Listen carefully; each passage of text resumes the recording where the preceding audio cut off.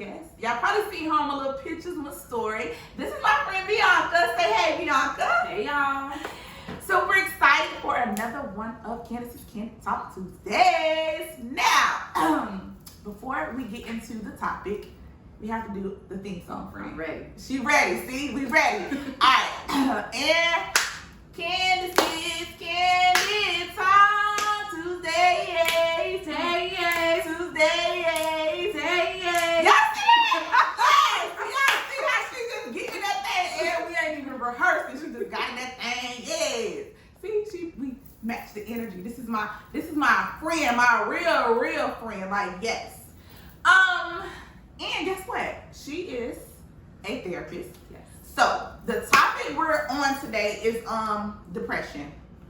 So what y'all gonna hear from her is gonna be not just opinionated, but a lot of factual things as well. Like I said, she's a therapist. Like, so she has experience with this topic. She knows what it looks like from different perspectives and different points of views, not just what she feel she need to say. Like, this is for real.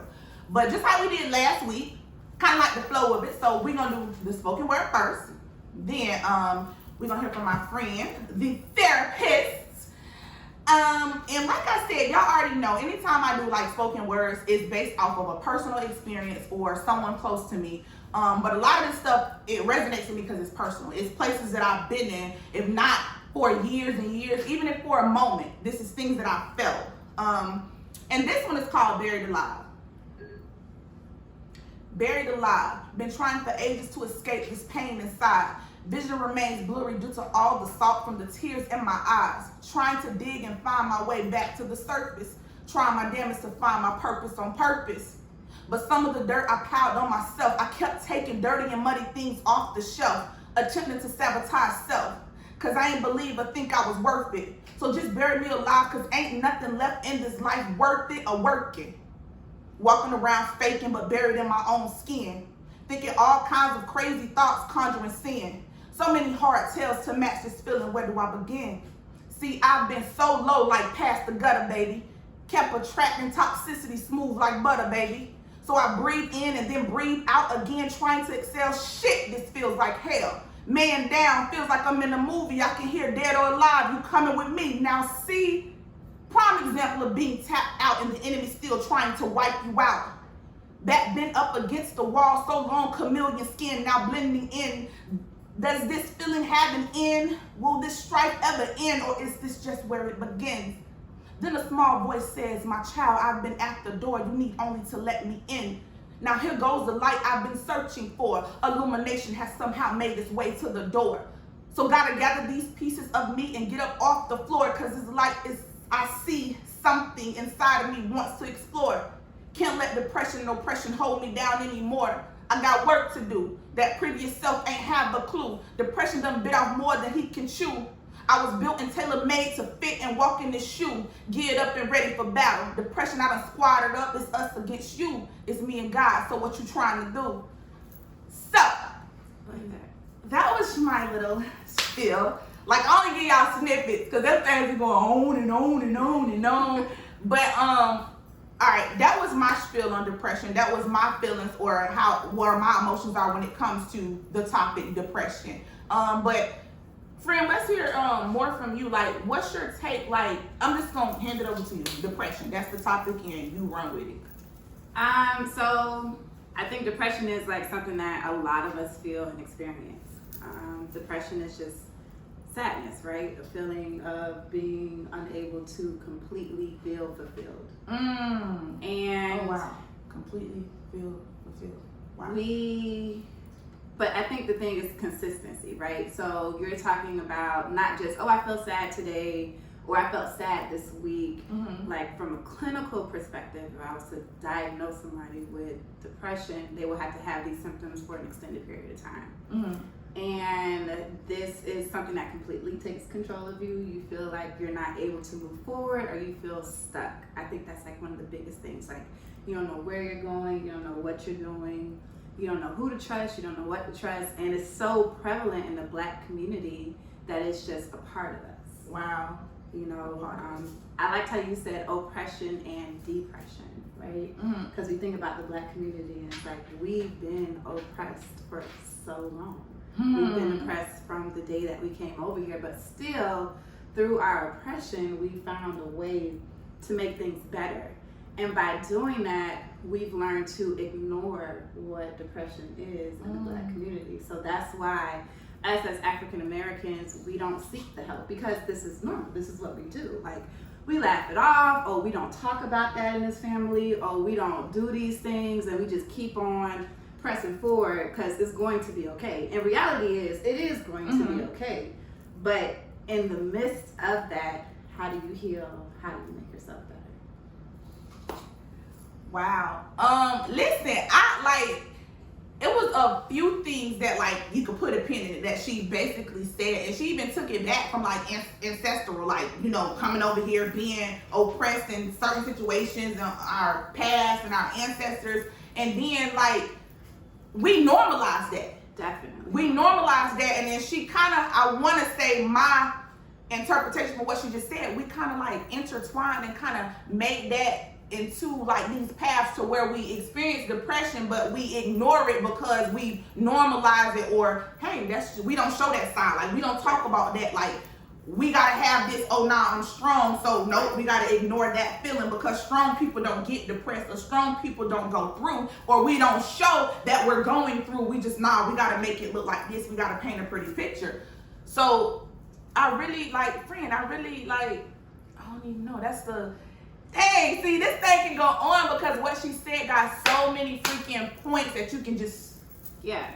I think it's important as a community that we just talk, we communicate, we open, we express about how we're feeling.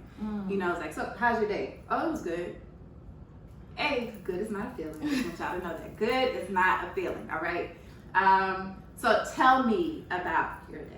You know, what happened through your day. Check in with your kids. Check in with your family members. Check in with your coworkers. Those things are so important. And not saying, you know, you gotta divulge your whole life. Like, oh girl, today I'm past on my bills. You know, I'm about to get kicked out my apartment. You know, the dog's sick, the kid. Like, I don't need to know all of that. But simple as times are hard.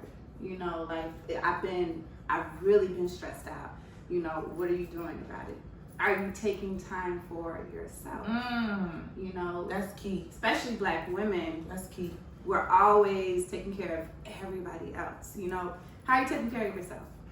And not just, oh, self-care Saturdays, self-care Sundays, you go out, you do brunch, and you do your little face mask, and, oh, I feel better. No, like, how are you really taking care of yourself? Like, do you have a moment where you're just sitting with your thoughts? You know, do you journal? Do you take vacations where it's just you and you're not worried or concerned about other people?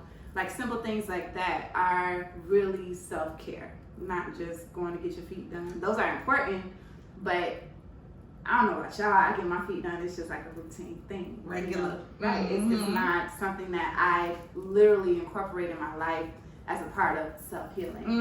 And I think one of the biggest things is get a therapist.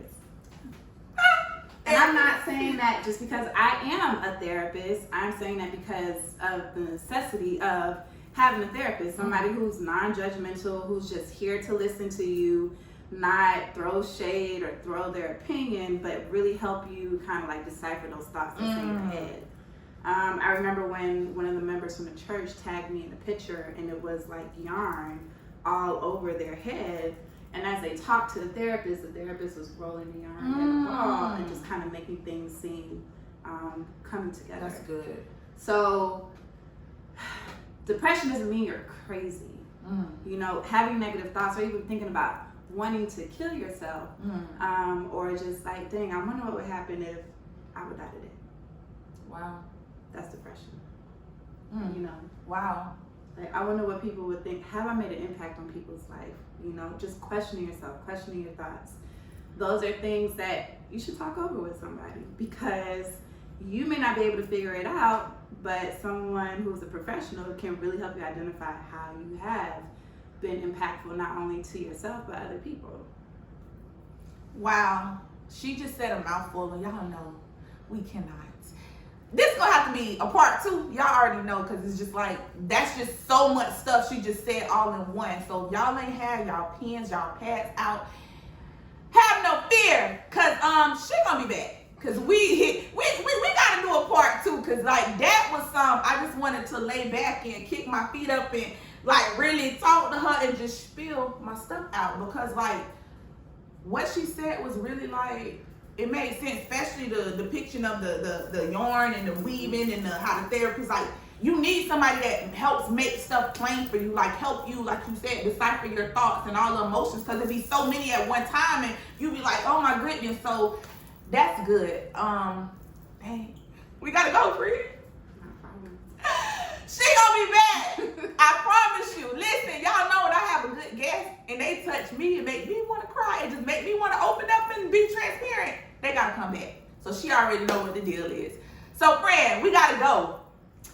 Just so you know, if you do want to seek help, check your insurance providers. See who they have. Sit down and meet with a therapist before you actually start doing your therapy. You can interview your therapist. You don't have to go with the first person that you pick. Just like you do job interviews, you go around, you see which one fits you best. That's what you do for a therapist. You shop around, because you want to make sure that you are truly comfortable with opening up to this person, because that's the only way you're going to start to heal. Most people don't trust people because of all the mistakes that has happened to them in the past. And I get it, It's hard for me, even as a therapist, to trust people because of the things that I've been through. But I know in order to move forward in any aspect of my life, whether it's relationships, friendships, therapy, jobs, I have to learn to forgive and then move forward. So do that. I highly encourage us as a community to get out there, seek help, find you a therapist. There's therapists that have sliding scales. If you do not have insurance, there are programs for kids that are free. Kids have depression. Depression looks like anger in children. Wow. There's free therapy out there for kids. Please have your children seek therapy. And then in the midst of it, you could also seek therapy with them. So yeah, that's how I'm gonna do it. That was just the best ending, and I don't even know if I should do a song, because that was just so, she's so professional. She just so professional. That's why I love her. We gotta go. Tuesday, and we out.